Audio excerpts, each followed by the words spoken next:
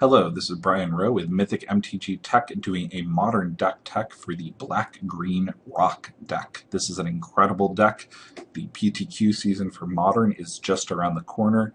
If you're looking to play in the Pro Tour qualifiers, you need to be prepared to play against this deck. It's extremely popular. It's also the shell for several other decks, including Junk and Junk. A big thing to realize right now in Modern is that Deathrites are everywhere. The last Grand Prix had 4 Deathrites in almost every single deck in the top 8. One of the reasons for this is one of the best answers to a Deathrite Shaman is another Deathrite Shaman. If you're able to leave your Deathrite Shaman untapped and exile things in response to your opponent using a Deathrite Shaman, it gives you the upper hand. The interplay between Deathrite Shamans is not as easy as most people think. You definitely have to pay attention, but whatever deck you play, you need to be able to deal with Deathrite Shamans. Let's look at the deck itself. This deck has gotten significantly more powerful in the last year. Abrupt Decay is a wonderful addition. Deathrite Shaman were already mentioned. Most recently from M14 though is Scavenging Ooze. Scavenging Ooze is a great way to fight Deathrite Shaman. It's a great way to fight some of the combo decks that are based around just doing 20 points of damage. It's a good way to also gain life against burn decks that are very popular in the environment, and even after a board wipe, it can easily become a 4-4 or a 5-5, hitting your opponent pretty hard. Maelstrom Pulse is also a really nice card as one of the best removal cards out there. And Fulminator Mage is definitely one of my favorite cards in this particular deck because it really sets your opponent back and it causes some problems for some of the big decks in the environment. Now this deck is a bit on the spendy side. Okay, it's probably the most expensive deck in Modern. It's part of the reason that the fetch lands have shot up so much is because of the prevalence of Deathrite Shamans. But this deck also plays a full set of Tarmogoyfs, a full set of Dark Confidants, a full set of Lily of the Veils, and a full set of Thoughtseizes. Now when I do deck techs, I really like to give people a budget way to build this deck. Unfortunately, it's just not possible. In looking at these core cards, the deck changes significantly if you remove them. Maybe I'll do an anti-rock deck at some point, but this deck is extremely expensive and there's no way to purchase it for a reasonable price, although all the cards in it have a nice history of going up over time. Now the stars of this deck are really Liliana, Dark Confidant, and Deathrite Shaman. I've talked about Deathrite Shaman a little bit, but let's move over to Dark Confidant. Dark Confidant is incredible card advantage. This is a grindy mid-range deck, and you've got 2 ways to gain life in Deathrite Shaman and Scavenging Ooze, so don't worry about the damage too much.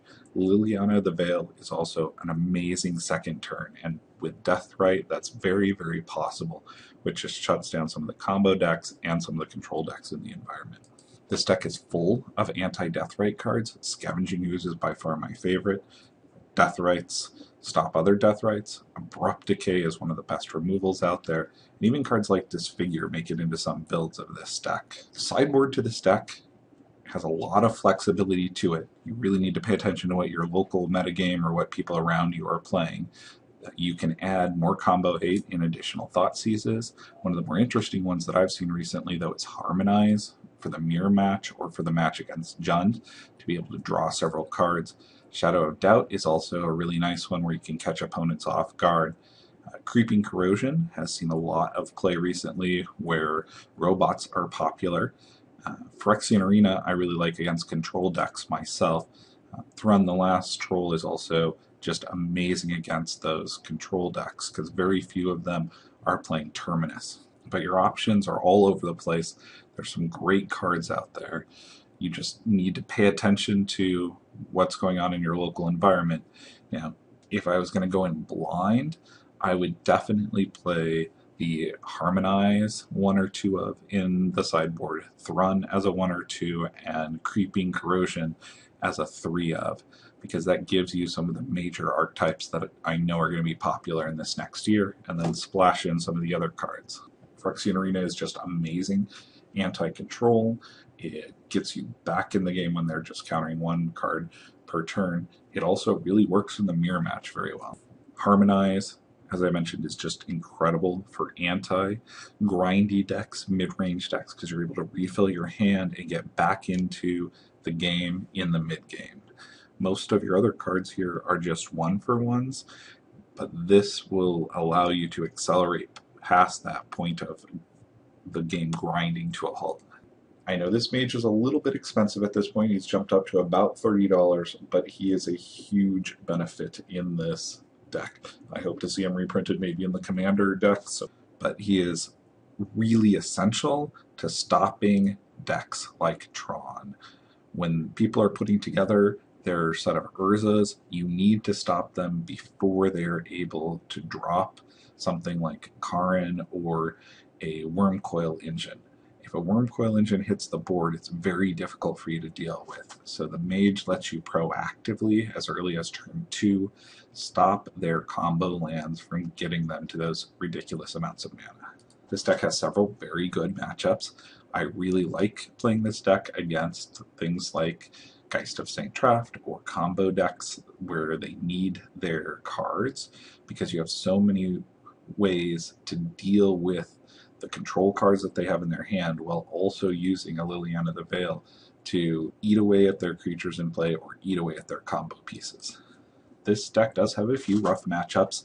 Robots is not the best matchup for you, and Lingering Souls can really be a problem. That's why I really recommend Infest in your sideboard. Infest deals with all of the creatures that your opponent is going to put out in robots, and they can't regenerate. It also stops Lingering Souls, lets you get a little bit of a board presence, even if it means losing one of your Deathrites. If your opponent has 4 Lingering Souls flying at you, you've got to deal with that. For people interested in a little bit more information about this deck, I definitely recommend checking out Todd Anderson's article over at Star City Games. It is on the Premier side, but it's over 30 days old, so there should be free access. I'll drop this link down into the notes here on YouTube, so hopefully you can click over there and check it out.